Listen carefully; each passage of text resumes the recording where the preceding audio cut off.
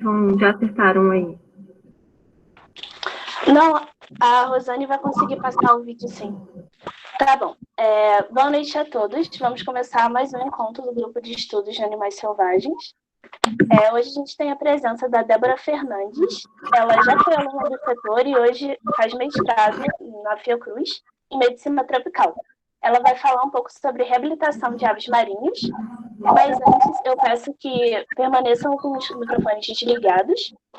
Mandem as perguntas no chat, que eu vou passar para o palestrante no final.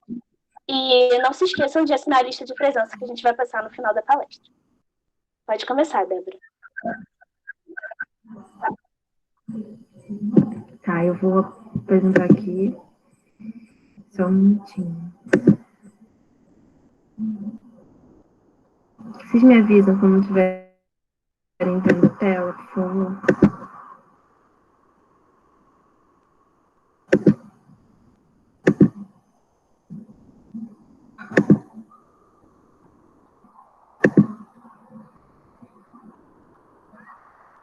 Ai, eu fechei aqui sem querer comigo. Eu achei que tinham duas abertas ao mesmo tempo, fechei.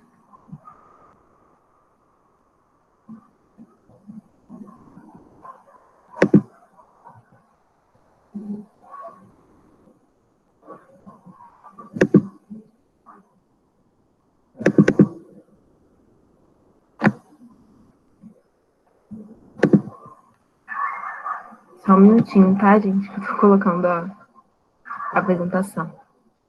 Então, boa noite para todo mundo. Como a Hannah disse, meu nome é Débora. Eu me formei no ano passado. E, assim, eu sempre quis trabalhar com animais selvagens, desde... Eu entrei em 2014 na UF. Desde o primeiro período, eu sempre fiz estágio com selvagens, principalmente com fauna marinha. Então, sempre foi um assunto que me despertou muito interesse.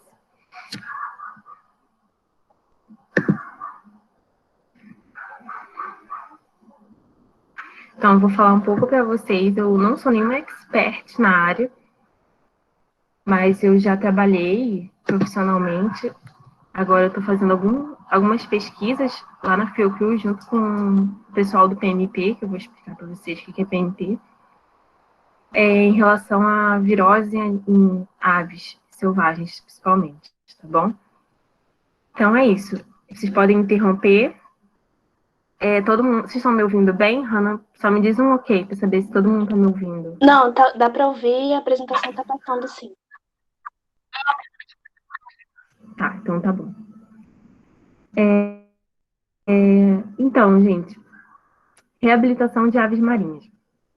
Eu vou começar essa apresentação passando um vídeo para vocês, só para a gente entrar no clima do tema. Eu acho que é a Rosane que vai passar, mas vê se consegue passar. Não sei se você consegue passar a parte que eu queria, né? Você quer que eu tente passar aqui primeiro?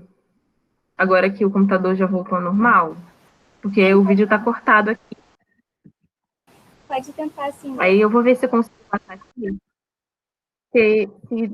Se travar muito, aí as meninas vão passar lá no computador delas, tá bom? Então, esse vídeo, só porque ele vai começar cortado, só para vocês entenderem, ele vai falar um pouco do projeto Albateós. É um vídeo que fala especificamente de albateós, mas quando a gente fala de uma espécie de ave marinha, ela acaba carregando a bandeira de todas as espécies de aves marinhas e carregando a bandeira de toda a fauna marinha, porque os problemas que tem na fauna marinha em geral são quase os mesmos. Então, é um vídeo que vai demonstrar um pouco para vocês o que está acontecendo com essa nossa fauna.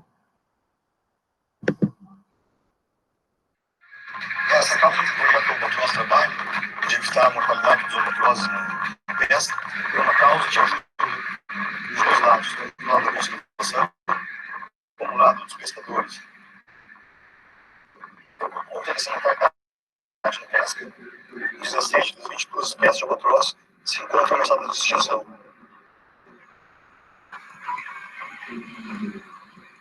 O fascínio que encontra é estético. As patas largas, formadas, funcionam para correr em cima da água, para ele nadar e também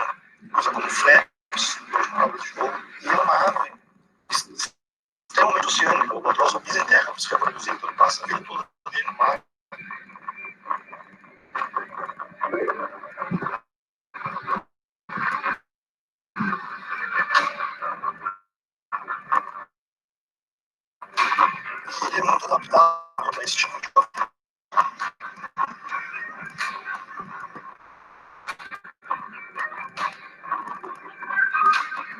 O albatroz de cabeça cinza, desse que faz circunnavigação do mundo, ele fez em 46 dias. Conheço todo a sua área do oceano. Débora, o som tá falhando um pouquinho. Talvez seja melhor passar no computador da Rosane mesmo.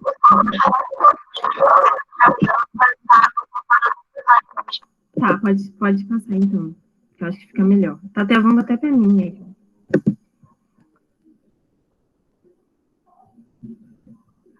Vê se vocês conseguem passar aí. É a Rosane, né, que vai passar. Débora, você tem que parar a apresentação para mim conseguir colocar aqui.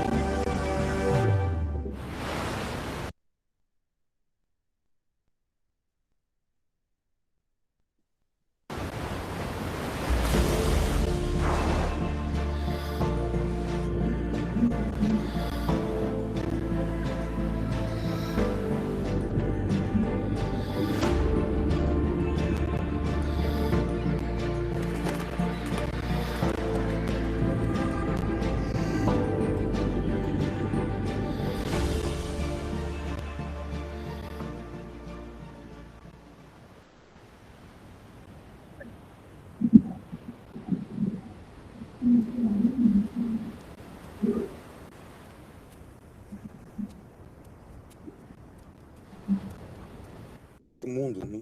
São outras...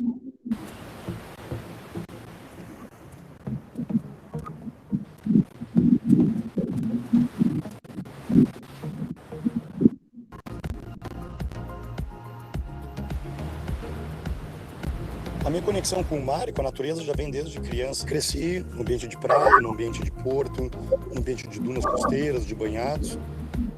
E se eu olhar a história da minha família, já tem umas gerações de pessoas ligadas ao mar, né? Desde o meu bisavô. Quando a gente está no mar, num barco de pesca, na verdade a gente não está no oceano, mas estamos o tempo inteiro nessa fronteira entre os dois mundos, né? E é também essa realidade dos albatrozes, né? Então eles não vivem embaixo d'água, mas eles dependem do oceano diretamente. E essa causa que o projeto Albatroz trabalha, de evitar a mortalidade dos albatrozes na pesca, é uma causa que ajuda os dois lados, tanto o lado da conservação como o lado dos pescadores. Então, por conta dessa mortalidade na pesca, 17 das 22 espécies de albatroz se encontram ameaçadas de extinção. O que me fascina, que me encanta é a estética, né? As patas largas, espalmadas, funcionam para ele correr em cima d'água, para ele nadar, e também usa como flaps durante manobras de voo. E é uma ave extremamente oceânica. O albatroz só pisa em terra para se reproduzir, então ele passa a vida toda dele no mar.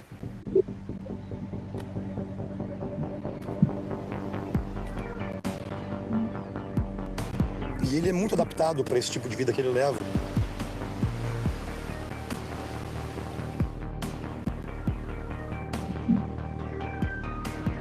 Um albatroz de cabeça cinza, desse que faz a circunnavegação do mundo, teve um que fez em 46 dias. Conheço toda a sua área do oceano, né? E conheço os mares do Brasil, da África do Sul, Oceano Índico, Austrália, conhece tudo. Grava isso e nós não sabemos como, mas sabe onde ela está. aquela camada de penas de uma albatroz, que é uma albatroz grande, ela segura uma camada de uns 10 centímetros de ar. Colchão de ar seco. Colchão de ar seco e quente, sim. Os albatrozes são aves que se reproduzem muito lentamente e vivem muito. Então o albatroz pode viver até 80 anos. Eles botam apenas um ovo a cada 1 ou 2 anos, dependendo da espécie. Então eles não têm condições de naturalmente repor as perdas que acontecem por uma causa humana, né? Para mim foi uma grande oportunidade aqui no Brasil estudar essas.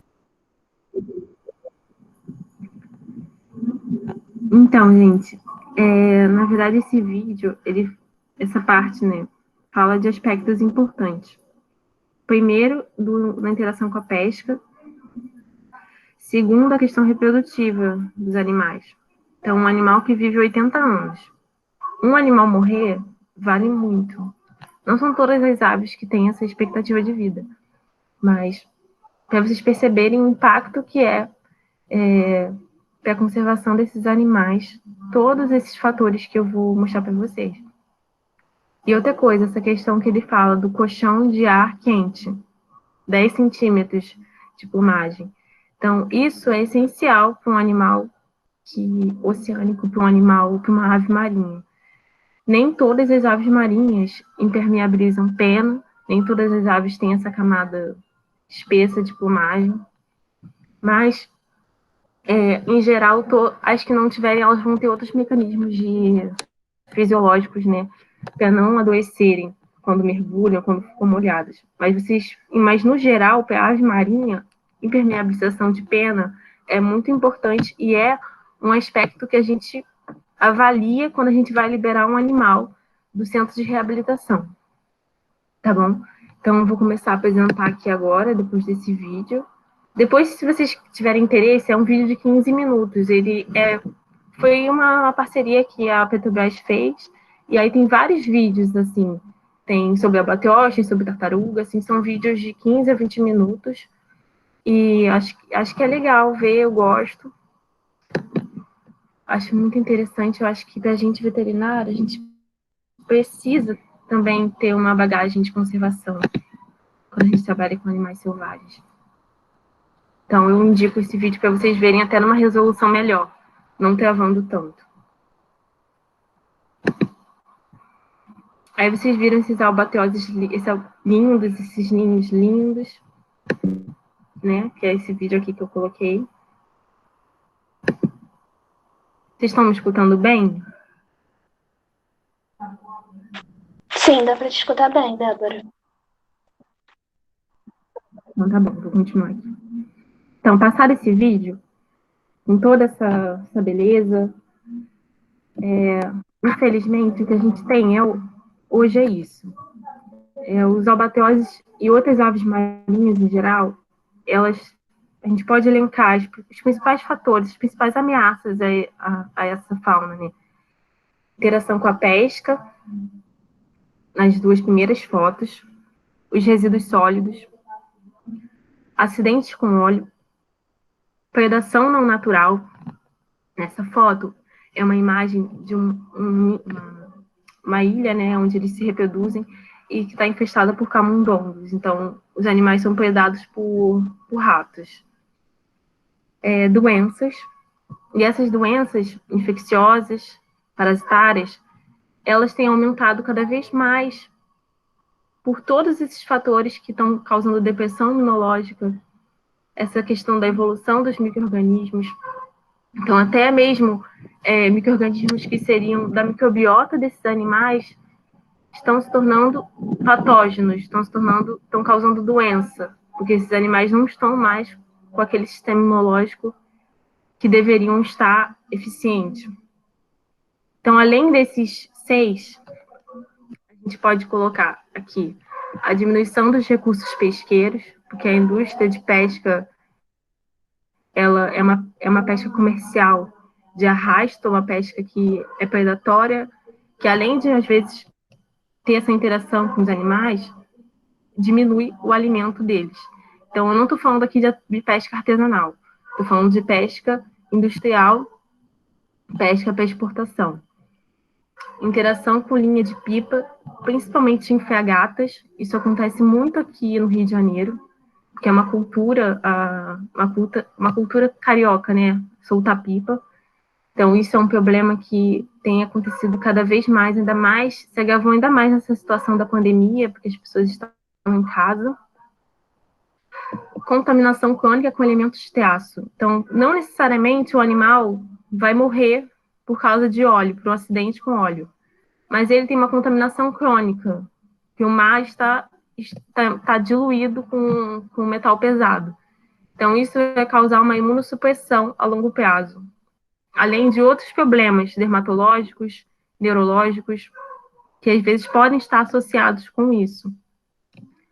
Contaminação com antibiótico. O mar está contaminado com antibiótico. A gente tem visto cada vez mais aves com infecções por bactérias hospitalares. Como esse animal se infectou com uma bactéria hospitalar? Como que esse animal está lotado de bactérias multiresistentes, pseudomonas em aves. Então, assim, o mar está lotado de antibióticos, esses animais estão submersos e se alimentando de peixes com antibióticos. Então, isso também é um desafio para a reabilitação. Evolução dos micro-organismos e aquisição de resistência. Evolução dos micro-organismos, não só bactérias, mas vírus também. A gente está aí com a pandemia de Covid. Os vírus cada vez mais estão evoluindo, os fenômenos de spillover estão cada vez aumentando.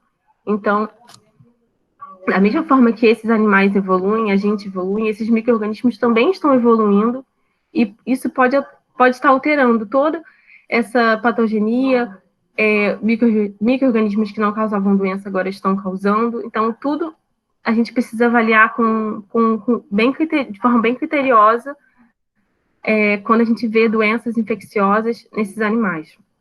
Aquisição de resistência, como eu falei, as bactérias cada vez mais estão se tornando multiresistentes. Lá na Fiocruz,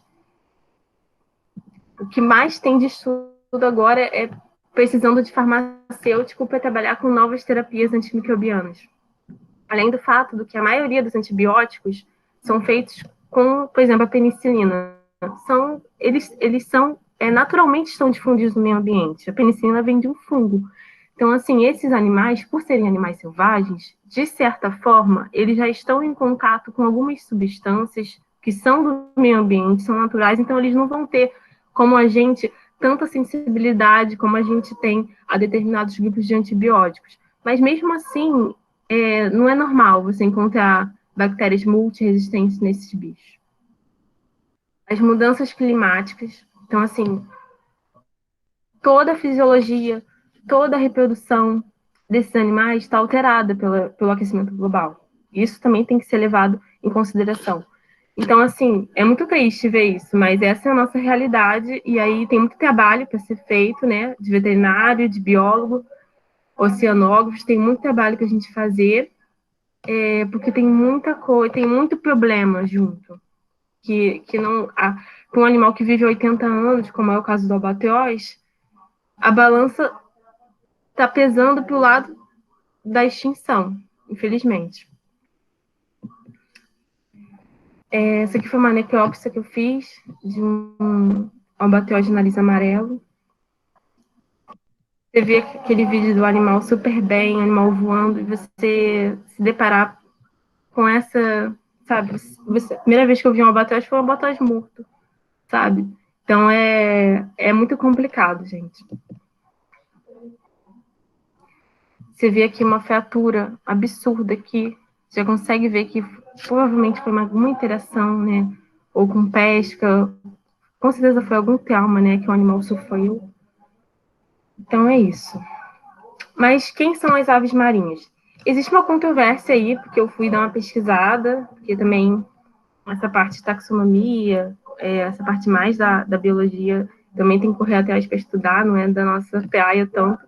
Mas eu vi lugar falando 140 espécies, outros lugares falando 180. Então, assim, o mais atualizado que eu vi da CBRO foi 9 ordens, 29 famílias e 180 espécies. Sendo que as principais ordens que pelo menos a minha experiência que eu tenho tido com aves marinhas, desde 2014, fazendo estágio, trabalhando, foram essas ordens aqui, os suliformes, pecilariformes, especimiformes, ariformes e pelicaniformes, tá bom?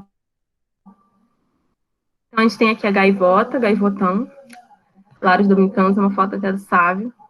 Elas são mais fofas, né? São as galinhas do mar. A fragata. Não tem todas as espécies aqui nessas fotos. Eu só mostrei para elencar, assim, para vocês perceberem a diversidade que é de tamanho quando a gente fala de ave marinha. Pode ser um albateose, pode ser um maçarico como esse, minúsculo. Então, assim, a gente nem sempre vai ser uma ave enorme, nem sempre vai ser um pinguim. Às vezes vai ser um maçaricozinho, vai ser um esternirundo, um trinta-réis. Então, assim, pode variar de porte de um animal grande para um animal muito pequeno. Albatroz de nariz amarelo, albatroz de sobrancelha negra. Como vocês viram, o Dimas, que é o coordenador do projeto Albatroz, existem 22 espécies de albatroz. Então, de albatroz, só de albatroz tem 22 espécies, sendo que dessas 17 estão ameaçadas de extinção. O atubá marrom, Sula leucogaster, que ele é aquele baixinho marrento do centro de reabilitação. O biguá, esse aqui é o bobo pequeno, bobo grande, e o pinguim de Magalhães. Então, assim, em geral, o que aparece mais no centro, me corrige aí, é Suelen. A Suelen está aqui, é bióloga, coordenadora do PMP, coordenadora de campo do PMP aqui do Rio. Me corrija se não for isso, se tiver mais alguma outra espécie aí, mas eu acho que é em torno disso. Então, projetos de monitoramento. Hoje, a Petrobras, existe uma condicionante do IBAMA para o licenciamento ambiental para a Petrobras conseguir continuar realizando as atividades de extração do pré-sal, existe uma condicionante do IBAMA. O IBAMA obriga a Petrobras a fazer um monitoramento. Então, existem 3 projetos assim grandes de monitoramento. Tem o PMPBS, que é o projeto de monitoramento de viagens da Bacia de Santos. Tem o projeto de monitoramento de impactos de plataformas e embarcações sobre a avifauna da Bacia de Santos, que é o PEMAVE. E tem o PMP, projeto de monitoramento de praias, da Bacia de Campos. O PMPBS, ele vai desde, acho que Saquarema, né? Ou não? Eu acho que vai desde Maricá, Suelen, até sul do Brasil. O PEMAVE, se eu não me engano, ele atua em toda a Bacia de Santos, né? Como está falando o nome, mas na parte da plataforma e embarcação. Durante um tempo, fui veterinária do PEMAVE e as ocorrências, assim, tem ocorrência de aves marinhas, mas também tem muita ocorrência de aves silvestres que ficam aprisionadas em embarcações. O barco sai do porto e vai para a plataforma e vai carregado de ave. Às vezes, aves ficam presas, a gente tem que fazer algum tipo eles fazem um acionamento e a gente tem que monitorar de longe essas aves. E tem um PMP da Bacia de Campos, que pega norte do Rio de Janeiro e Espírito Santo. E tem diversas instituições que executam o PMP, ou seja, a Petrobras, ela não tem veterinário, a Petrobras não tem centro de reabilitação. Ainda, eu espero que, não sei se vai ter ou não, mas ela ainda não, ela não tem pessoal contratado para fazer essa exigência do IBAMA. Então, ela terceiriza esse serviço. Então, ela contrata ONGs, contrata empresas que, que já têm um histórico de atuação nessa área, né? Então, aqui no Rio é a Conservation. Por exemplo, no Sul tem o CRAN, que foi um dos primeiros centros de reabilitação do Brasil.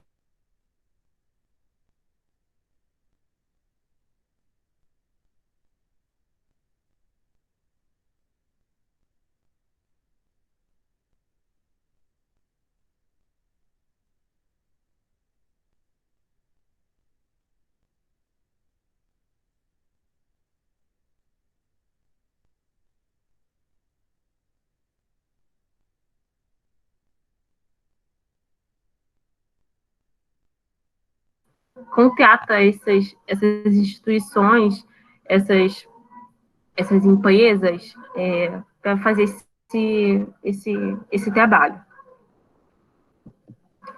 Então, antes de começar a falar de reabilitação, diante de tudo que a gente está vivendo, a pandemia, primeiro falar de biossegurança. Médicos veterinários, biólogos e tratadores também podem contrair doenças desses animais e podem também atuar como fonte de infecção.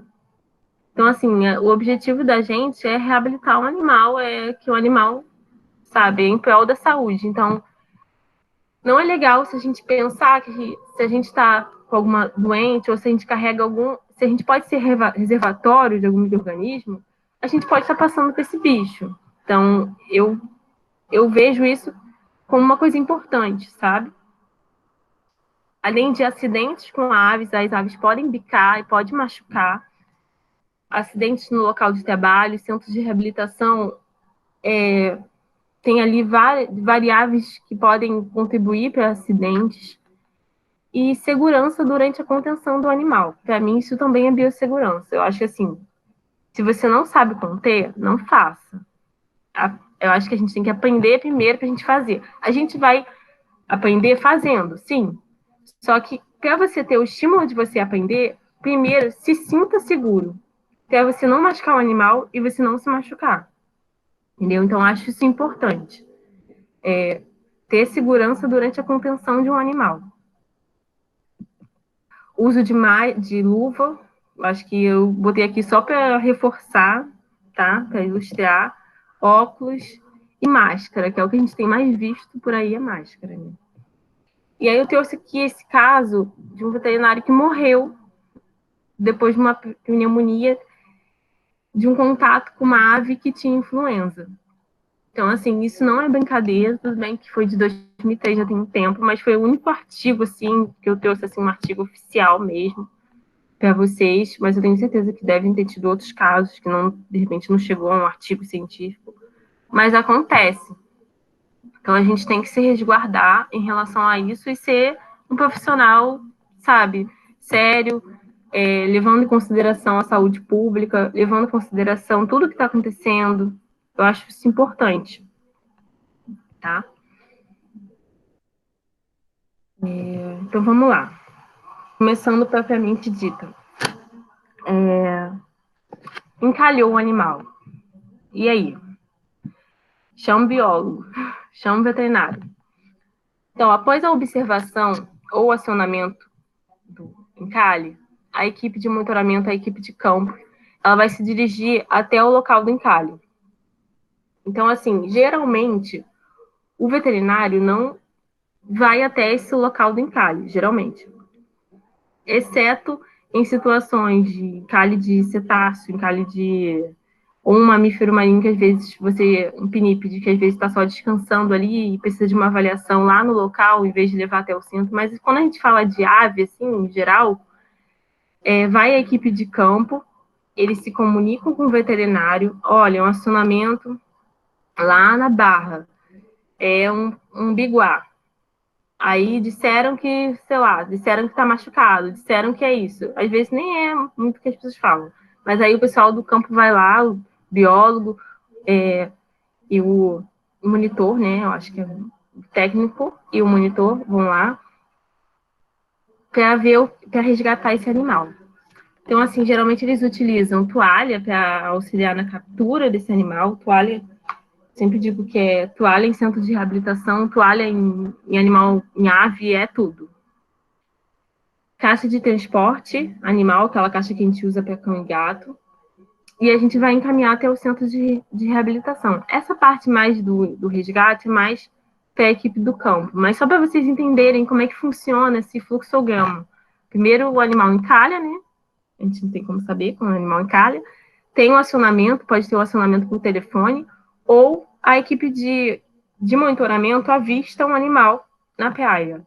E aí vai coletar informações do local, a maré estava alta, foi uma ressaca, ou estava chovendo muito, sabe? Então, essas informações do local, só tinha um animal, ou tinha dois, tinha... Todas as informações, assim, é importante, essas informações do local do encalhe. Pode ser um albatroz, pode ser um pinguim, pode ser qualquer ave marinha, né? E às vezes o animal não tá na areia. Às vezes o animal, né, Sueli? Às vezes o animal não tá na areia. Às vezes o animal tá na casa de alguém. Às vezes o animal já tá no calçadão. Esse animal, se eu não me engano, foi atropelado. Ele foi atropelado. A Suelen tá aí? Ou tá tímida? Tô aqui, Débora. Suelen, se você puder contar, se você lembra a história desse bicho, ele foi atropelado, foi? Sim, até se eu não me engano, ele tinha sido atropelado por uma moto.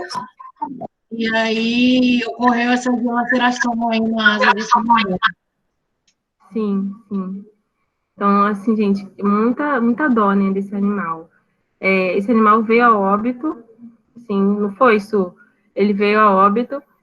Eu acho que durante o transporte mesmo ele veio a óbito. Ele não chegou vivo, na verdade, né? Sim.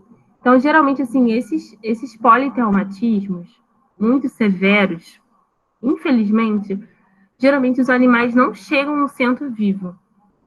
Eles geralmente não chegam. Ou quando chegam para morrer na sua mão e você ficar chorando depois, entendeu?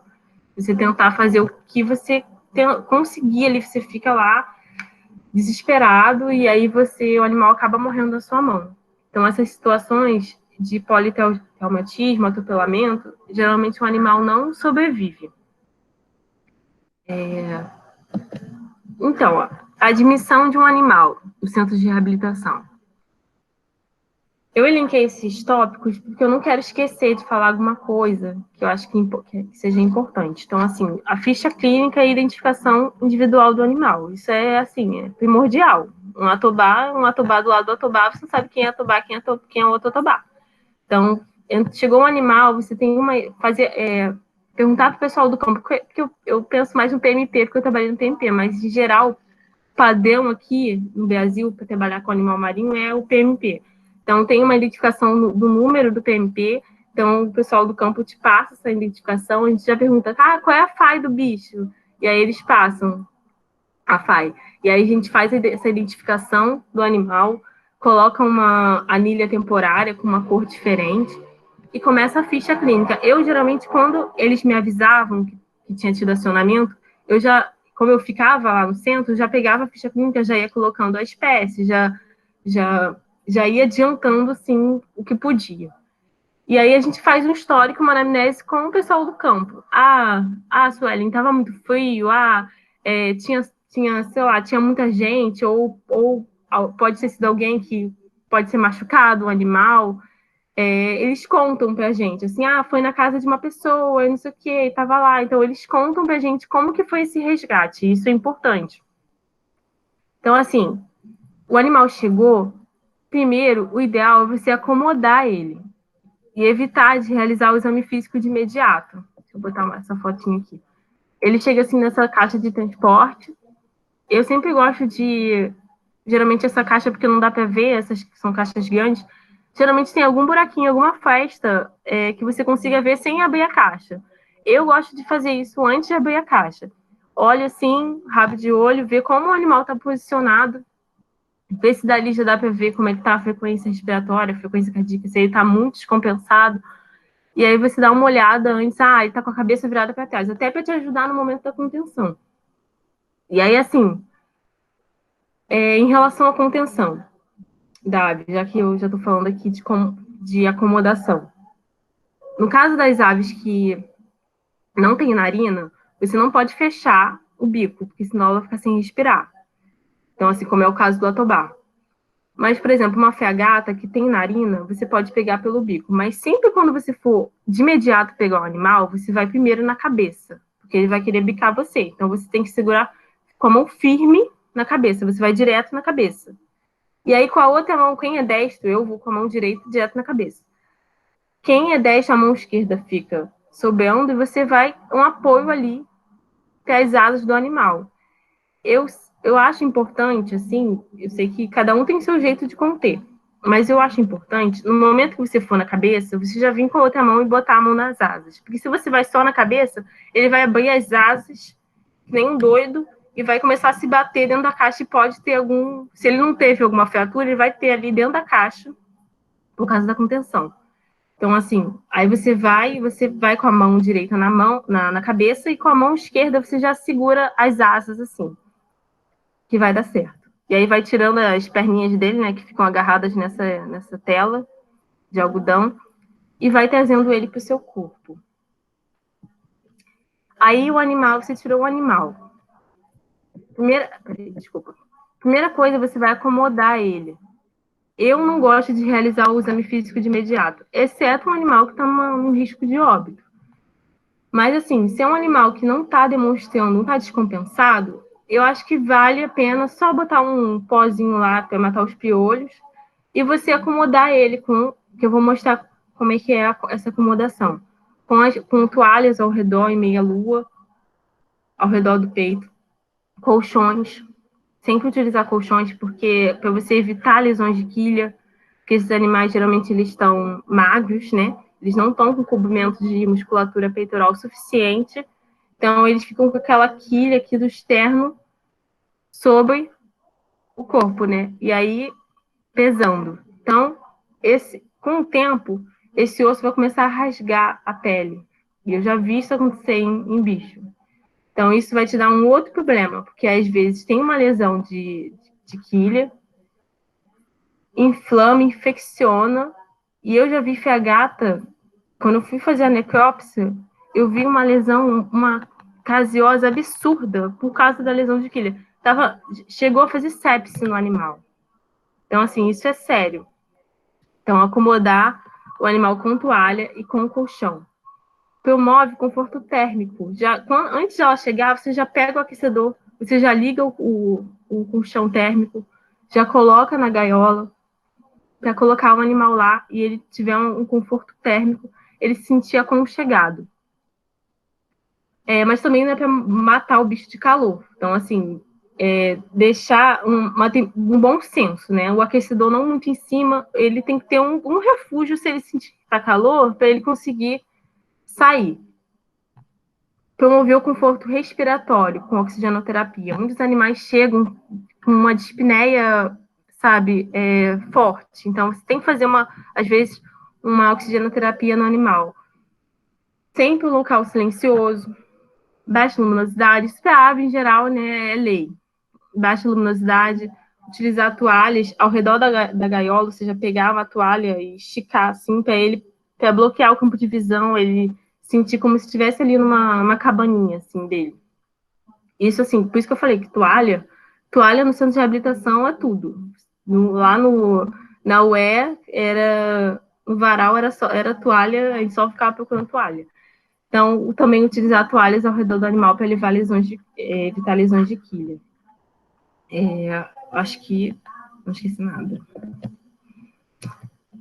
Então, assim, em relação à ambientação e recintos, eu não vou falar muito sobre isso, porque eu posso até passar o livro para vocês, que eu me baseei muito no livro de reabilitação de Pessolariforme, e tem tudo sobre ambientação, tem tudo sobre recinto, tem, sabe, tamanho de piscina, então eu acho desnecessário eu ficar falando isso para vocês aqui. Eu vou me ater mais à parte clínica. Mas eu acho importante que o veterinário tem que saber, só que eu acho que é protocolo, é só vocês lerem, sabe, tem lá as regulamentações, as orientações, e eu acho que eu passo o livro para vocês verem depois. Então, assim, mas o que é importante é que o recinto externo tem que ser coberto por tela. Primeiro que você vai evitar a invasão de aves silvestres. Sem falar nas doenças transmitidas por artrópodes, como malária aviária, né? Ou tem outras hemoparasitoses, mas principalmente a malária, que a malária pode ser causada tanto pelo plasmódio como por um hemiproteus, e arbovirose em geral. Vírus Santiluz, vírus do oeste do Nilo, vírus Oropost. Se falar arbovirose, tem milhares de vírus por aí que podem estar infectando esses animais, transmitidos por artrópodes. Então, assim, a outra coisa importante que eu vou reforçar também nessa questão de ambientação é o uso desse suporte que eu mostrei aqui, ó. Esses suportes que são construídos com cano PVC e com tela de algodão. Isso a gente usa tanto no transporte para o animal, dentro da caixa, quanto no recinto. Então, assim, Pode ser usado também na piscina, aqui, ó, como está aqui demonstrado. Na piscina, para os animais que não estão conseguindo, estão com uma dificuldade de flutuabilidade, não estão conseguindo se manter ali na piscina, você pode colocar ele ali na piscina para o animal ter uma área de descanso. Além de você evitar a ocorrência da pododermatite ou bumbufute, que é uma lesão que é causada porque o animal ele não está acostumado a ficar com o peso sobre os pés, né? Então, quando ele fica muito tempo no centro de reabilitação, isso vai causando lesões que é a pododermatite. E esse é um outro problema que você vai ter que resolver e você pode evitar utilizando esses suportes. Além de enriquecimento ambiental, uso de troncos, pedras, e sempre ter uma fonte de água para esse animal, mesmo que ele esteja... Assim, se ele está dentro da unidade intensiva, ele não vai ter uma fonte de água. Mas os animais que estão no recinto externo, mesmo que não seja piscina, pode ser uma bacia. Porque se ele sentir calor, ele vai ficar lá naquela bacia e vai ficar se refrescando. Então, assim, além disso, essa relação dos troncos é um outro problema, porque os troncos são bons, mas ele precisa ter uma higienização séria, porque acumula muito biofilme e pode levar a risco de contaminação cruzada até para pododermatite entre um animal e o outro. Então, aqui dá para ver o mouse? Acho que dá, né? Aqui atrás, o recinto todo telado, isso é importante, tem grade, tem tela. Esse suporte aqui pode ser colocado dentro da piscina, como eu falei, pode ser colocado fora, no recinto externo, para o animal ter uma área de descanso, para não causar pododermatite. Isso é muito importante. Aqui, ó, os albateoses aqui também. Essas pedrinhas aqui também são utilizadas nos recintos para os pinguins, e é uma forma de prevenir a pododermatite, porque esses animais não estão acostumados a ficar no chão liso, plano, como a gente. Então, assim, aqui, tanto as pedrinhas nos recintos, esse seixo rolado, como esse suporte que dá para ser feito com um cano PVC e com essas telas de algodão. Então, o exame físico. Então, o animal chegou, você deixou ele acomodado, deixou ele descansar, para ele não... Porque o animal é muito estressante para o animal, o transporte. Ele já veio de um encalhe, então, assim, aí você chegar, você ficar abrindo a asa, aí você vai lá e fazer biometria, que eu acho que é sempre bom você acomodar um pouco o animal. O pessoal do campo sempre faz a biometria antes de liberar, nunca faz logo depois que o animal chega, mas eu já vi um lugar que fazia a biometria assim que o animal chegasse. Eu não acho isso bom, acho que tem que fazer quando o animal está bem. Então, assim, até o exame físico mesmo, é bom o animal descansar um pouco para depois você fazer um exame físico com mais calma. Então, assim, sempre fazer um exame físico minucioso, sabe? Olhar o animal por inteiro. Já aconteceu comigo, assim, eu fiz... Não que eu fiz o exame físico todo certinho, só que eu não sei porque passou despercebido uma lesão. Eu acho que estava escondida ali na pena e eu não vi. E aí depois eu vi que estava uma lesão horrível, sabe? Então, assim, isso serviu como exemplo, assim, agora eu fico neurótica, sabe? Então, olhar o animal por inteiro mesmo. Avaliar a atitude do animal, se ele está ativo, se ele está prostrado, ele está hiperativo. Avaliação do score corporal, ausculta cardíaca e pulmonar com calma. Você não precisa ficar se pressionando para você auscultar um animal. Eu tenho que auscultar rápido. Não, você tem que auscultar devagar. Claro que você não vai ficar ali estressando o animal demais, mas fica calmo, ausculta, porque às vezes é só no silêncio que você consegue perceber algum tipo de ruído. Frequência cardíaca, frequência respiratória. Ver se ele tem ectoparasita, geralmente tem piolho. A gente faz ectoparasiticida como logo na admissão do bicho.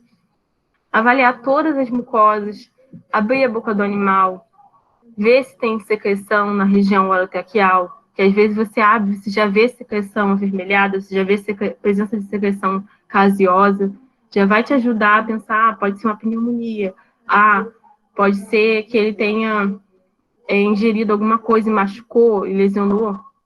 Então, assim, já abrir a boca do animal, ver o animal como um todo. Retirar areia, às vezes você abre a boca, o animal tá cheio de areia na boca, tá cheio de sujeira. Então, pegar uma gaze, limpar, sabe? Cuidar do animal, assim. Avaliar ele como um todo, abrir a boca, ver as mucosas, e ter uma pessoa para anotando, assim, tá hipocorada, tá normocorada. Aí você vai falando, entendeu? Geralmente sempre tem uma pessoa para te ajudar, geralmente um biólogo do centro, ajudando você nesse momento. Avaliar os reflexos do animal. Reflexo de retirada, reflexo ocular. Avaliar todos esses reflexos para ver como que esse animal está se comportando. Que aí até se ele está com você vê ali se tem uma alteração neurológica ou não. Você vê como está a atitude dele frente a você, que não é uma... que ele não quer estar com você ali. Ele não gosta de você. Ele na verdade, ele quer sumir dali. Então, ele não... A tendência é que ele não queira ele não queira você por perto. Então, se um animal está lá parado, você pega ele. Então, não é normal. Então, essas coisas a gente tem que sempre estar avaliando.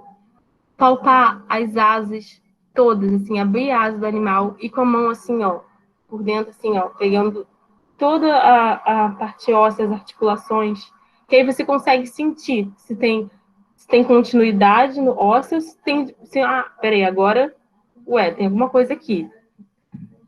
Parou aqui. Então você, eu acho que tem alguma fratura aqui nessa região. Aí você já direciona a radiografia. Tem uma luxação na articulação? Não tá legal. Compara as duas. Pode ser que seja bilateral, mas compara as duas, vê se tá igual. Sempre esse exame comparativo. E aí, às vezes, você já consegue perceber uma fratura óssea, com exposição óssea, você já direciona o seu antibiótico. Ver a temperatura corporal do animal, isso é importante também. E se realmente o animal já vem com fezes dentro da caixa, ou ele faz cocô ali na hora mesmo, que você está fazendo o exame físico dele, então avaliar essas fezes dele. Tá com diarreia? Como é que tá essas fezes? Qual é a cor? Tá com odor? Tem secreção? Se for uma diarreia, é uma diarreia inflamatória? Não é uma diarreia inflamatória? Então, assim, tudo que você puder coletar de informação desse animal vai te ajudar. A gente, lá na UE, onde eu trabalhava, eu já fazia vermifugação na admissão. Isso varia de protocolo para veterinário, mas eu acho importante, porque esses animais já chegam cheios de parasitose. Eles já têm muitos parasitas. A ave marinha tem muito parasita. Então, assim, por eles estarem doentes, por eles estarem com a imunidade baixa, essas parasitoses que eles já conviviam normalmente, elas vão começar a se manifestar de uma forma de doença. Não vai ser mais aquela relação harmônica que é na natureza. Então, é importante já na admissão, já fazer uma vermifugação nesse animal. Então, lá a gente fazia o Deontal Pup mesmo, da Bayer, a dose é 7 mg por quilo, e fazia o Bicox para coccidiose, dose 7 mg por quilo. No caso dos pinguins, eu esqueci de colocar a dose aqui dos pinguins. Depois eu pego para vocês. Os pinguins, eles têm uns ácaros na cavidade oral, e aí tem que fazer ivermectina também. E o ectoparasiticida, que é um pozinho que a gente coloca para matar os piolhos. Então, aqui é cavidade oral do animal. Avaliar como um todo. Tá normocorada? Tá hipocorada? Sempre avaliar dessa maneira. E assim, se você nunca pegou um albatroz, é a primeira vez que eu vou examinar um albatroz. Pergunta para alguém que já tenha, porque às vezes aquela coloração é a coloração natural daquela espécie. Você vai comparar com uma fragata com albatroz, é diferente. Então, assim, tem um veterinário que você conheça, você sabe mais ou menos como é que é a coloração, porque eu tô achando meio pálida, mas não sei se é normal, entendeu? Então, assim, esse animal, em particular, ele tá relativamente hipocorada. Mas o albatroz, ele não tem aquela cor, assim, tão forte de mucosa oral. Geralmente é mais clarinha mesmo. Então, isso a gente vai avaliando também. Com o tempo, a gente vai pegando. Aqui a auscultação é muito importante, a auscultação do animal, a auscultação pulmonar. Pneumonia em ave marinha é muito comum. Então, a gente tem que estar monitorando, monitorando mesmo, porque às vezes o animal vai pegar uma pneumonia no centro, não é só quando ele é admitido. Esse é essa aplicação desse pó parasiticida na plumagem, a gente vai botando vários, a gente começa a espirrar, nem doido por causa desse pó. Mas é importante o uso da máscara por aí. Até aqui eu estava sem máscara, era antes da pandemia, não me condene. Mas é importante mesmo a gente usar máscara quando a gente lida com esses animais, porque a Covid-19 vai deixar um legado, né? Porque ainda não acabou, mas vai deixar um legado importante em relação a isso, a essa questão da biossegurança, não só entre as pessoas, mas entre animais. Então, acho isso importante. Aqui, como que deve fazer o exame físico na asa desse animal? Você vai com a mão, sabe, devagarzinho apertando, assim, ver se tem descontinuidade em algum local, ver se tem lesão, mas com cuidado, sabe, porque é desconfortável para o animal isso. Então, fazer com cuidado. Isso que é muito importante, esse exame físico na asa do animal. Você não vai conseguir detectar uma fratura se você não fizer isso. Aqui é para a gente avaliar a condição corporal. Palpando aqui a musculatura peitoral, essa região mesmo do externo, para ver como que esse animal está de score corporal. E aí a gente classifica se está um score corporal bom, se está um score corporal ruim. Geralmente os animais já chegam com score corporal ruim. Ninguém chega com super score corporal, mas geralmente chega com score corporal ruim, a médio. Tem uns animais que chegam aí hipercaquéticos. E aí a gente faz essa classificação entre caquético, magro, regular, bom ou excelente. Excelente é a natureza, né? Ninguém chega no centro de reabilitação com um super score. Então, assim, em relação à coleta sanguínea, eu gosto de coletar pela via metatársica. Não gosto de coletar pela peitoral, como está aqui. Porque às vezes você faz uma lesão absurda na asa do animal. E aí depois fica. Eu acho que pode comprometer de alguma forma depois esse voo. Mas é um acesso. E assim, em um momento, às vezes, de desespero, às vezes pode ser um bom acesso. Mas eu sempre, de inicial, eu sempre vou pela via metatársica. Porque não é difícil de coletar. Geralmente vem rápido. E o que é importante, até que eu sinalizei aqui para eu não esquecer, é que às vezes é necessário você fazer uma fluido antes, porque o animal está super desidratado, não vai vir sangue. Você fica lá tentando, aí você fica furando o bicho, não consegui, não consegui. Aí depois, cara, devia ter feito uma fluido antes, com colóide, sabe? Para aumentar essa pressão oncótica, e aí você vai conseguir coletar o sangue. Em relação à alimentação oral, nutrição enteral ou parenteral. A alimentação oral, ela vai consistir na oferta de alimentos sólidos, via oral, que pode ser de forma espontânea ou forçada, ou seja, de forma espontânea, você joga lá o peixe, o animal vai lá e come sozinho, ou você tem que simplesmente descer goela o peixe do animal. E aí, como a gente sempre trabalha com peixe congelado, né, porque o acesso, a gente não vai conseguir pescar o peixe rápido e o peixe fica fresco, né, então o peixe é congelado. Então, quando esse peixe é congelado, ele perde vitamina B1, tiamina. Então, você tem que suplementar com tiamina. Tem até uma formulação aqui que eu vou colocar aqui para vocês verem. Então, você pode fazer na farmácia de manipulação essa formulação. Por exemplo, a DHVET, sem que ela fazia propaganda, mas já fazendo a DHVET faz. E você tem que suplementar no peixe congelado para o animal. Senão ele vai ficar com uma deficiência de tiamina, que é essencial para a manutenção da homeostase do animal, para a reabilitação dele. Então, tem que fazer. A vitamina B1, ela é muito importante para a parte neurológica.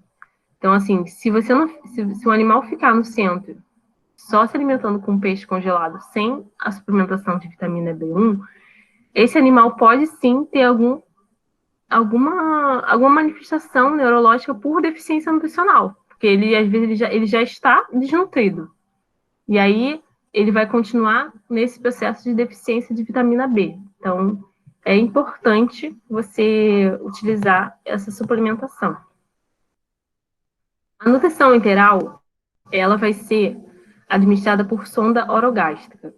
Então, vai ser um alimento líquido ou pastoso para os animais que não estão se alimentando pelo peixe. Então, assim, é aquele animal que você dá o peixe e ele te ignora. É aquele animal que você força o peixe e ele regurgita em você.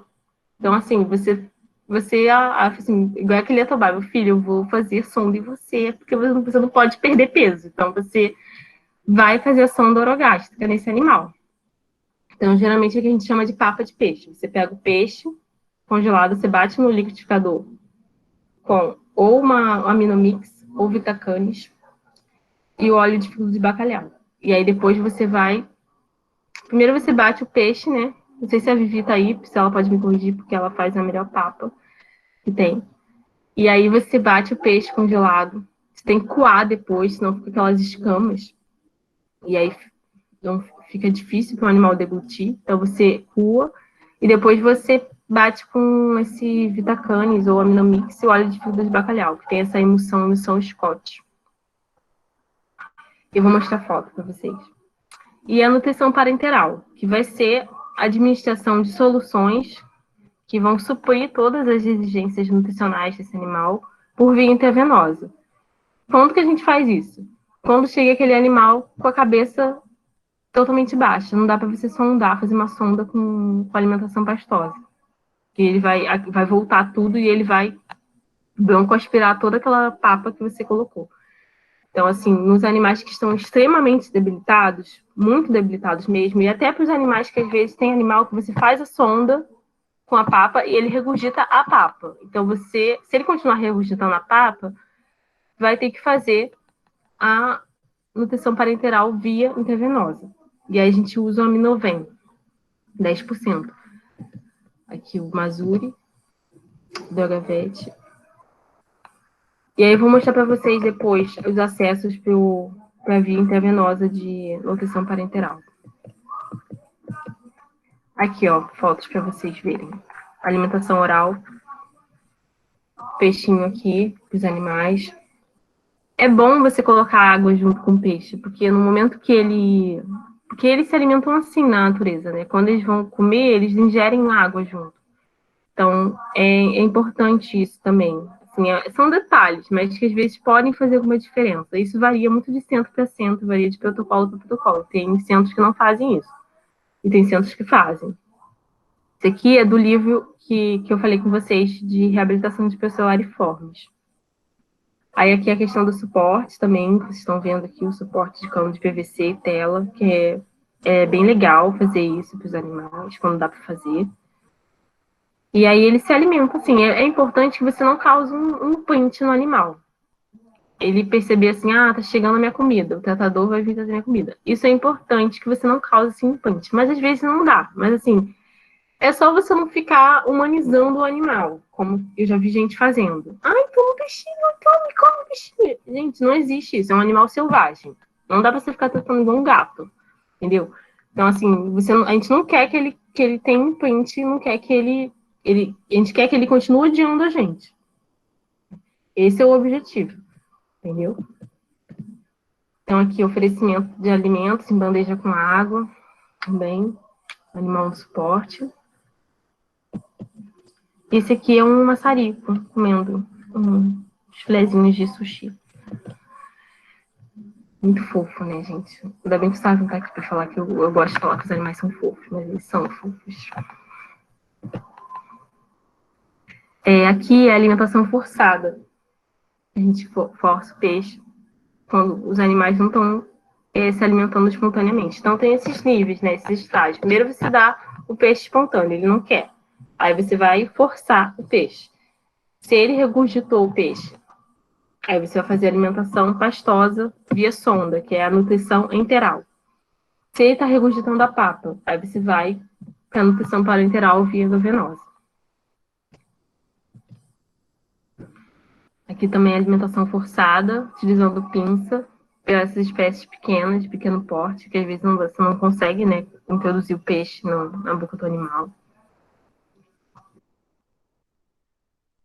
E aqui é uma imagem falando sobre a nutrição enteral, via sonda.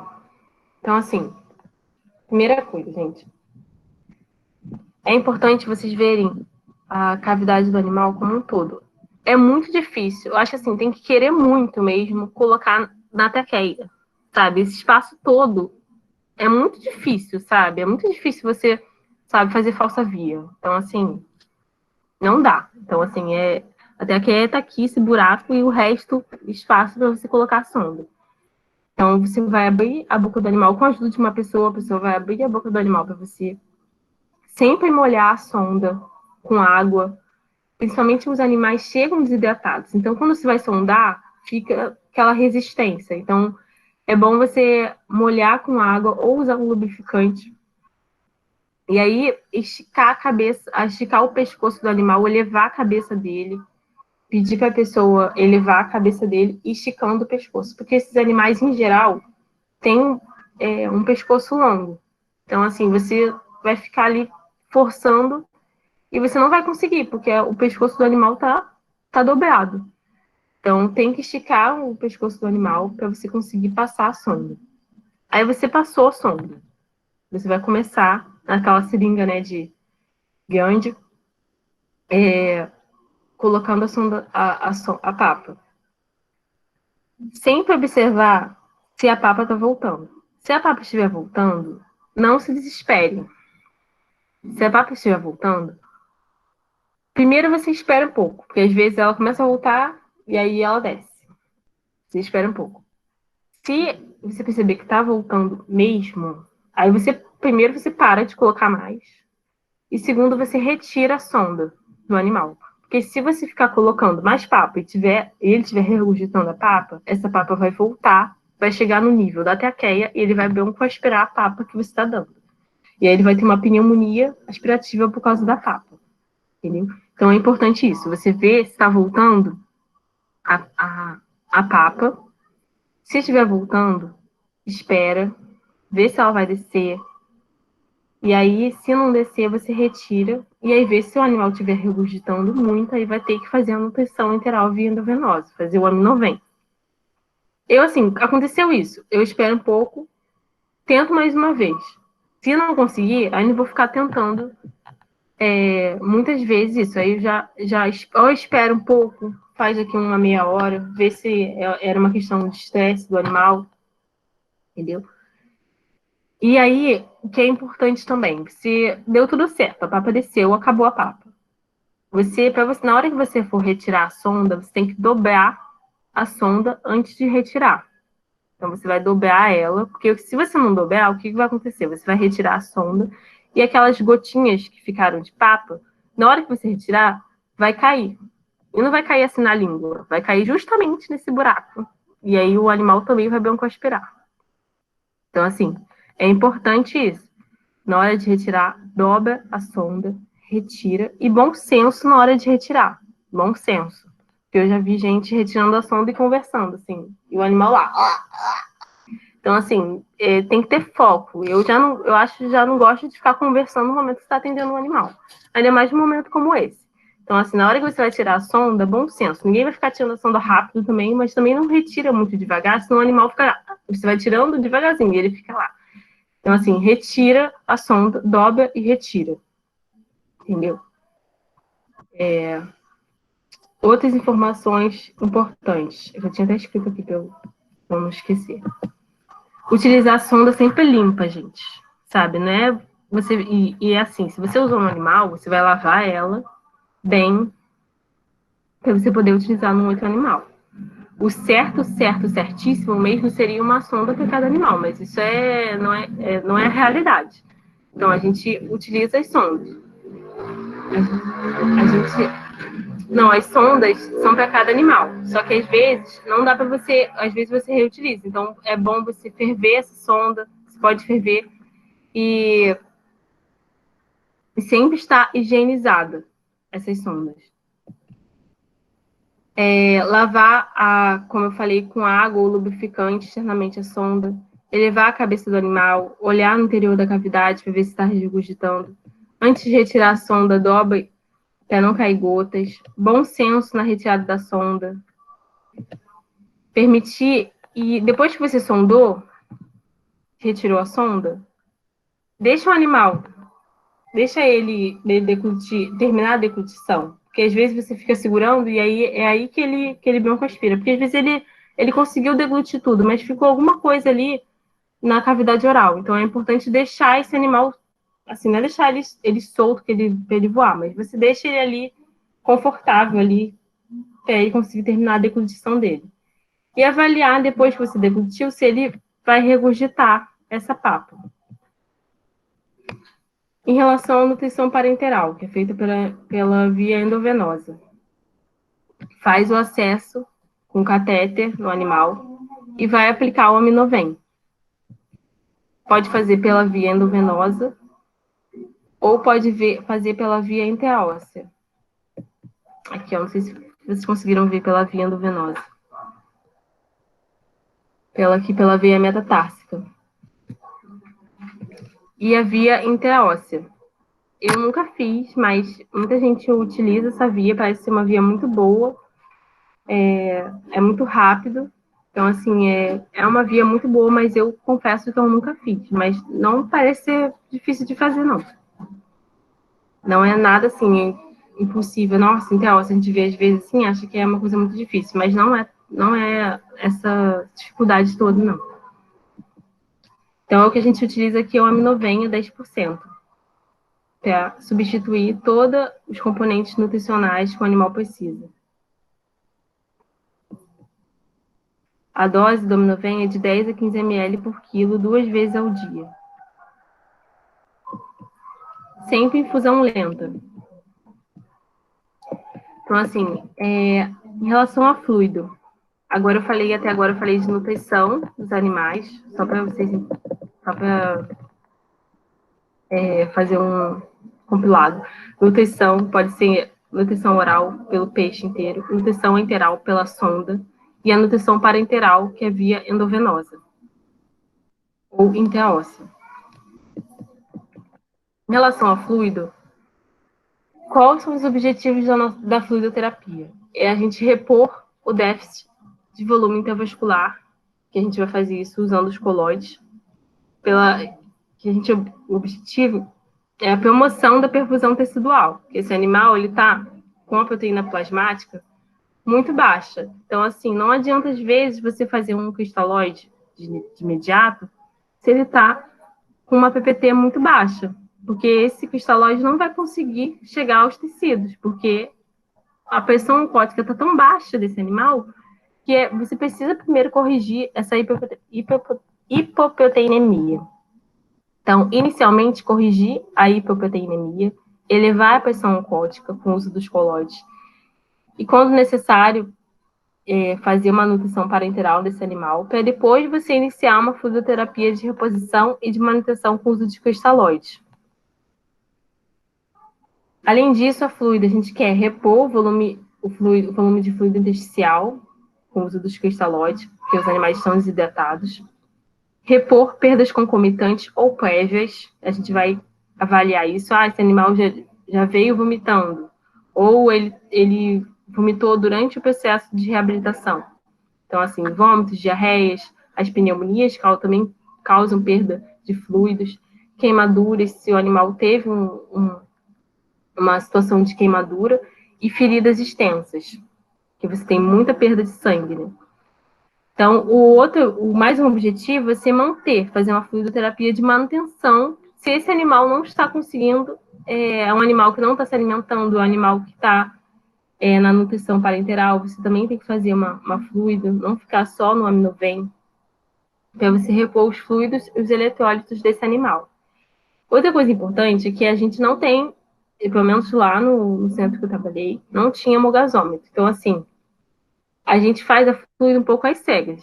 Então, eu não gostava de ficar bancando muito com com Ringer, lactato. Então, eu sempre utilizava NaCl, solução fisiológica, e no máximo Ringer simples, sabe? Porque fica muitas cegas você ficar fazendo fluido assim, sem ter uma gasometria na mão. Então, pelo menos, Débora, eu usava mais solução fisiológica nos animais, porque é muito mais parecido com o fisiológico do animal, por isso se chama solução fisiológica. Você não causa muito desequilíbrio hidroelectrolítico no animal. Então, aqui é imagem de fluidoterapia via oral, que é uma forma de você fazer a fluido. Também pela sonda, é a mesma coisa que eu falei em relação à sonda, descer a sonda devagar no animal. É muito difícil você conseguir colocar na traqueia. Então, descer a fluido, fazer uma adequação certinha da sonda via oral, e aqui num animal menor, tá bom?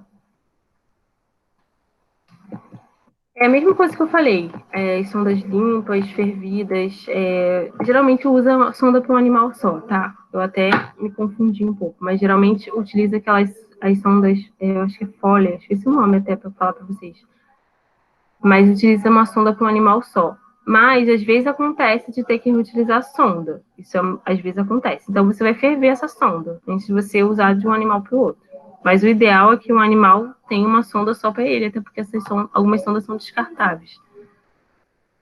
E as mesmas coisas que eu falei antes de retirar a sonda, de olhar para ver se a própria fluido também, é da mesma coisa que a papa, se a fluido está voltando, é a mesma situação em relação à papa, você vai usar em relação a fluido via oral.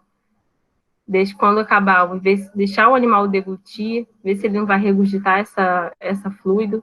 Então, é a mesma coisa em relação à nutrição via sonda, quanto à fluidoterapia também via sonda oral. Aqui é a fluidoterapia subcutânea. A gente faz na pega inguinal. Você abre um pouco a perninha do animal, e ali naquela região inguinal, você puxa um pouquinho da pele e você introduz a agulha. Sempre antes de fazer uma asepsia do local com clorexidina. Aí você enfia a agulha no local ali que estava sujo. E aí você vai causar uma infecção nesse animal por um erro seu, entendeu? Então, sempre também tem um bom senso em relação ao tamanho da agulha e o tamanho do animal. Vai utilizar uma agulha rosa num maçarico, entendeu? Então, ao inserir a agulha, também você sempre puxar antes e observar se você está no vaso ou se você está no subcutâneo mesmo. Isso também é importante. Aqui é a fluidoterapia intravenosa. Aqui é a veia metatarsica. Então, você pode colocar um acesso com catéter, colocar uma bandagem nessa no animal que vai fixar, entendeu? Isso é mais utilizado para os animais que estão muito debilitados. Porque se é um animal que tá em pé, tá ativo, sabe? Só tá assim com uma hidratação mais leve, você consegue corrigir com uma fluido via oral. Você não precisa deixar o animal no acesso, entendeu? Até porque o acesso não vai ficar se o animal está ativo. Então, ele vai acabar saindo. Então, é utilizado mais para os animais que estão muito debilitados. Também é feita a fluidoterapia intraóssea. Eu nunca fiz, mas, assim, eu já vi pessoas fazendo, parece ser tranquilo de fazer, não é nada, assim, fora do comum. É muito utilizado em filhotes também, acho que em cachorro, filhote é bem utilizado. E pode ser feito assim também, colocar um acesso intraósseo. E, assim, intraóssea é perfeito, assim, é bem mais rápida do que a absorção é muito boa intraóssea para fluido e até para nutrição parenteral também. Em relação a traumatismos, então, assim, esse animal. Esse animal chega para você, ele vai chegar hipotérmico, ele vai chegar morrendo de dor, ele vai chegar, sabe, fora de si. Então, assim, primeiro, primeiro de tudo, eu coloquei aqui palpação, mas para mim, primeiro de tudo, é você dar um remédio para dor para esse animal. Vocês já estão te falando que é um animal que está politraumatizado, você já puxa lá já deixa lá o Temal, já deixa lá uma morfina, porque quando esse animal chegar, você puxar e já dá via intramuscular. Eu acho que isso é você minimizar a dor dele na hora. É bom você fazer um benzodiazepínico também, porque você vai precisar limpar essa ferida, você vai precisar palpar esse animal. Então, às vezes, ele já está num estado de dor absurdo. Então, você tem que fazer um benzodiazepínico e fazer uma anestesia local. Você pode pegar a lidocaína, botar na seringa e meio que espirrar, sabe? Em cima da lesão ali. Eu sei que, tá inflamado, é lesão, às vezes não vai pegar bem, mas pega assim. Aí você coloca que pega. Já vi animal que, assim, até a Daphne falou, gente, eu fiz isso em mim e eu vi que realmente dá certo. Então, assim, coloca anestesia local com a lidocaína ali. Tranquiliza esse animal ou coloca ele num ISO, uma anestesia inalatória, que você consegue controlar ali o nível. E aí você começa a fazer a limpeza com clorexidine, ver se qual é o estado dessa fratura. Já pensa, se é uma fratura muito exacerbada, já pensa a começar um antibiótico mais para o osso. E aí faz um conforto térmico nesse animal, porque como ele está geralmente politraumatizado, tem às vezes abertura, muitas das vezes até de cavidade, esse animal perde muito calor. Então ele tem que ficar térmico, tem que fazer um conforto térmico, com aquecedor, com colchão térmico. E também, às vezes, geralmente precisa fazer uma oxigenoterapia. Isso, geralmente, logo no início também, para você não perder, para o animal não morrer na sua mão, às vezes você precisa fazer uma oxigenoterapia. Aqui, ó, essa foto de anestesia inalatória com ISO. Para reduzir o estresse do animal, esse animal, assim, não está politraumatizado, é só para fazer o exame físico. Mas isso também é muito importante quando você chega com um animal politraumatizado, sabe? Mas tendo muito cuidado para você não aprofundar muito, porque o animal já está muito descompensado. Já estou acabando, tá, gente? É só em relação eu ia falar um pouco de pneumonia, que é muito comum nesses animais, muito comum mesmo. Então, assim, a pneumonia pode ser associada com uma bactéria, um vírus ou fúngica, principalmente aspergilos. Você vai ver isso também muito pelo hemograma. Como é que tá esse hemograma desse animal? Tá mais para uma infecção viral? Tá mais para uma infecção fúngica? Tá com uma leucopenia, uma leucocitose? Você consegue, às vezes, diferenciar isso pelo hemograma. A dispneia causa acidose respiratória desse animal. Então, você precisa fazer uma fluido nesse animal para você restabelecer essa acidose. Frequência cardíaca, frequência respiratória elevada. Você vai ver um ruído respiratório na ausculta, pode ser uni ou bilateral. A febre na pneumonia, às vezes ela pode não estar presente, principalmente na pneumonia viral. E geralmente, quando é bacteriana, se consegue ver uma secreção caseosa na orofaringe. Então, ali, isso já é uma questão de você diferenciar. E coletar secreção de orofaringe com suave, mesmo que essa secreção seja translúcida. Aí eu coloquei aqui uma orientação geral, porque às vezes as pessoas esquecem isso, de identificar corretamente a amostra. Número de identificação, espécie, data, tipo de amostra, origem e destinação. Então, aqui uma imagem como coletar suave esses animais. Você introduz, assim, no início ali da traqueia e coloca no seu tubinho, para enviar para a cultura, identificado corretamente.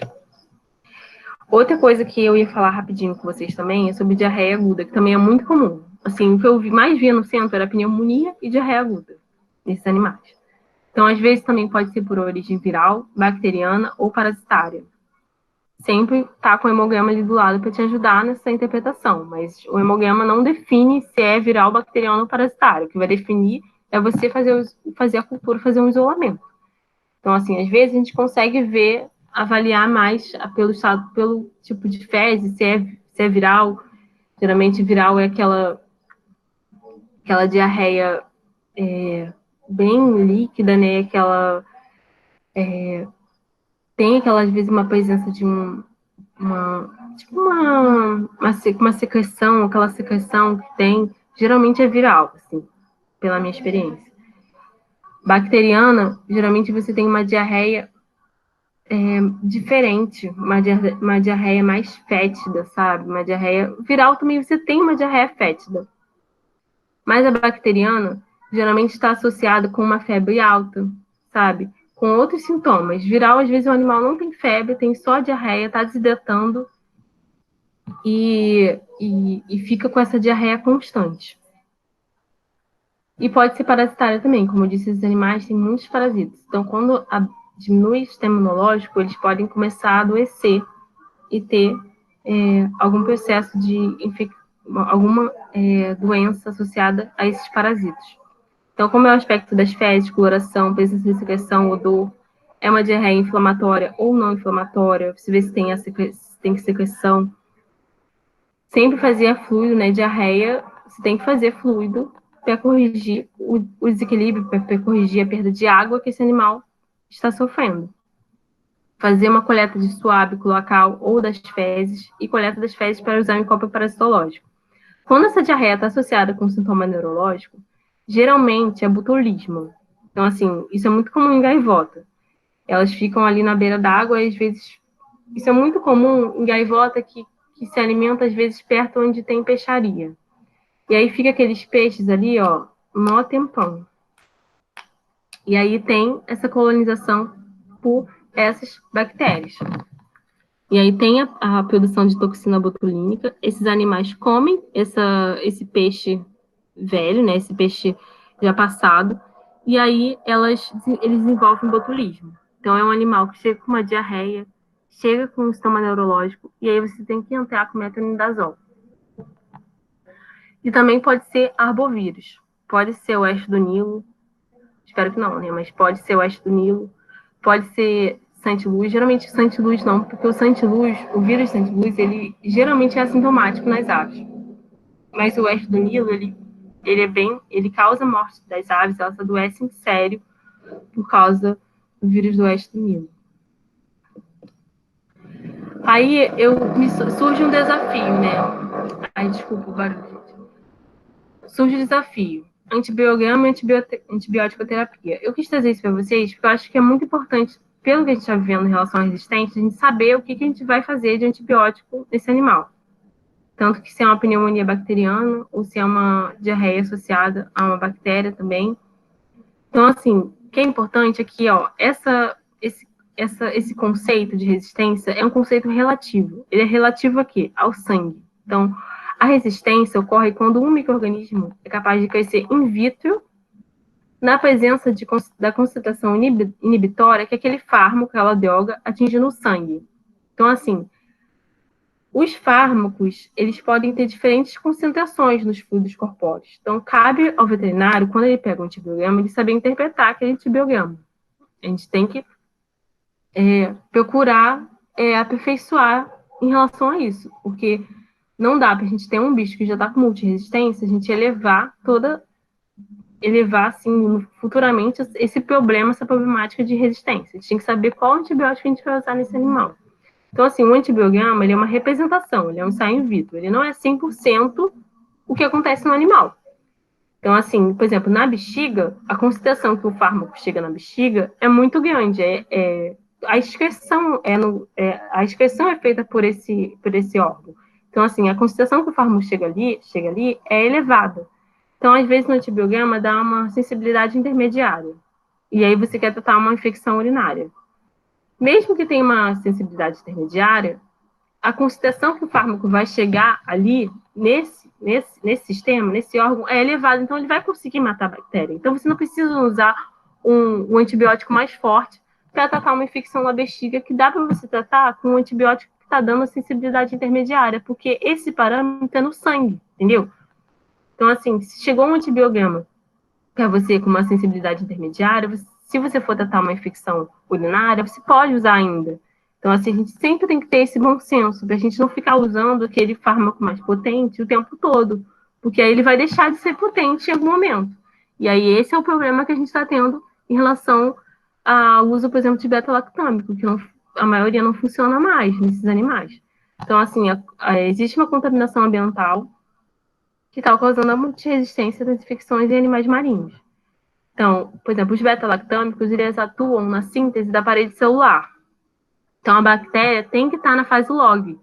Se a bactéria estiver na formação de biofilme, ele não vai atuar, entendeu? Então, às vezes, o animal está com biofilme em algum, ou seja no pulmão, ou seja na traqueia, e aí você vai usar um beta-lactâmico e não vai funcionar. Então, assim, a gente tem que ter esse bom senso e avaliar a clínica do animal, avaliar o antibiograma e escolher o antibiótico que se comporta ali da melhor forma. Sempre pensando assim, sempre pensando no antibiótico menos potente. Qual o menos potente que eu posso usar?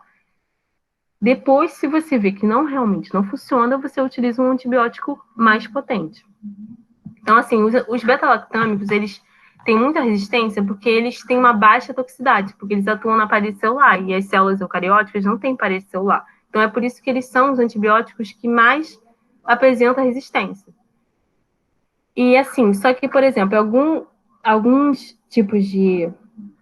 Como atua na parede celular, se você estiver tratando uma micoplasmose, não adianta você usar um beta-lactâmico, porque o micoplasma não tem parede celular. Então, assim, isso também tem que ficar ligado, porque às vezes você está atacando a amoxicilina e é micoplasma, e não vai atuar mesmo. Então, essas bactérias, elas produzem essas enzimas, essas beta-lactamases, que impedem a ação desses antibióticos. Além disso, tem os antibióticos que atuam na permeabilidade da membrana plasmática dessas células. Só que o problema disso é que a gente também tem membrana plasmática. Esses animais também têm membrana plasmática. Então, são muito tóxicos. Você não vai utilizar uma polimixina num bicho que está extremamente debilitado, extremamente descompensado. Então, esse animal vai vir a óbito por causa de um problema de nefrotóxico. É muito nefrotóxica a polimixina. Então, a gente também tem que pensar nesse bom senso em relação a isso. Então, assim, no animal, às vezes, que você avalia as enzimas, você avalia como é que tá, você vê, faz um exame, você vê como é que tá essa parte renal, você, de repente, até pode usar, mas não é muito utilizado em animal marinho, em ave marinha. Acho que para mamífero é mais utilizado. Em relação aos antibióticos que atuam na interferência da síntese proteica, a gente tem esquindamicina, cloranfenicol. Então, assim, eles vão se ligar a subunidade ribossomal, impedindo a síntese proteica. A maioria deles é bacteriostático, exceto os aminoglicosídeos. Assim, pelo que eu tenho visto da reabilitação, utiliza muito aminoglicosídeo, muito amicacina. Amicacina para tudo. A amicacina vai curar o mundo. Então, assim, não é assim. Também tem que ter esse critério. Sempre começar, às vezes, por um beta-lactâmico. Eu sei que eles já estão aí, beta-lactâmico não funciona. Mas, às vezes, vai funcionar e você não vai precisar chegar numa amicacina. Então, eu acho que também vale a pena a gente repensar esse uso dos antibióticos. Tem também os que atuam na replicação dos ácidos nucleicos, as quinolonas, que também são bactericidas. Tem as sulfas, né, que atuam na atividade metabólica. É muito importante em relação ao sulfametazol e trimetopan, porque eles sozinhos, eles não são bactericidas, eles são bacteriostáticos. Então, a bactéria só não vai se reproduzir, se proliferar, enquanto o antibiótico estiver ali. Então, se você parar com a terapia antimicrobiana, essa bactéria vai continuar, vai voltar a sua ação, vai voltar a sua patogenia ali. Então, é importante você sempre usar os dois associados. E, assim, os estudos agora têm demonstrado, agora não, assim, eu vi estudos de 2014 para cá, que, assim, pelo menos 7 dias de antibiótico, assim, não sou eu que estou falando. Estudos demonstram que você precisa fazer pelo menos 7 dias de antibiótico-terapia para você ter, primeiro, uma eficiência no controle da sua infecção. Segundo, para você evitar seleção de bactérias multiresistentes. Então, acho isso Isso é importante para a gente que está na linha de frente, junto com os médicos, os dentistas, a gente fica receitando, a gente fica utilizando esses fármacos, tá bom? E assim, para fechar, só para vocês saberem os estudos que eu estou participando na Fiocruz, junto com o PMP, a gente vai começar um estudo agora para avaliar o novo coronavírus, SARS-CoV-2, e outros coronavírus nessas aves marinhas migratórias e residentes encalhadas na costa do Rio de Janeiro.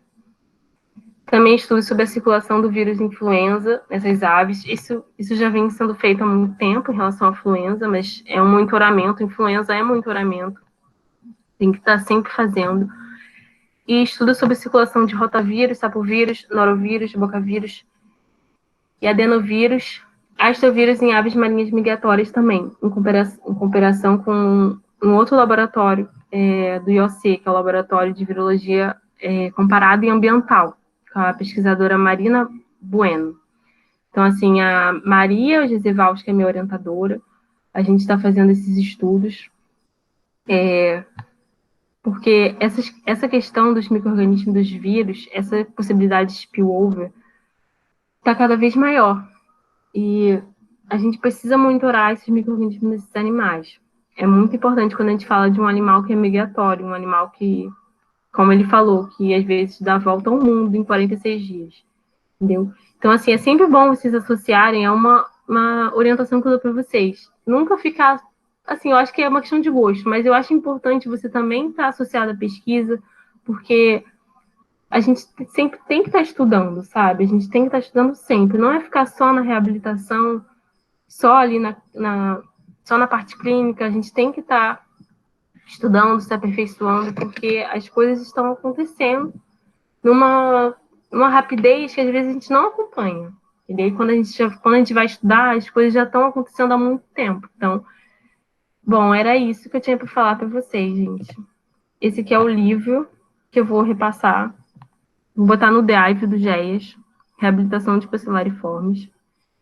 Esse aqui também eu vou ver se eu coloco uma aula da Unesp sobre fluido, que eu achei muito boa. E esse aqui é uma orientação da OMS sobre o uso de antibióticos. Tá bom? Obrigada. Muito obrigada, Débora. A palestra foi ótima. Tiveram muitos elogios aqui no chat. Não tiveram dúvidas, mas eu tenho uma dúvida que eu tive. Eu queria saber como vocês escolhem a melhor via para a fluidoterapia. Então, isso vai depender muito de como está o animal, assim. Se o animal está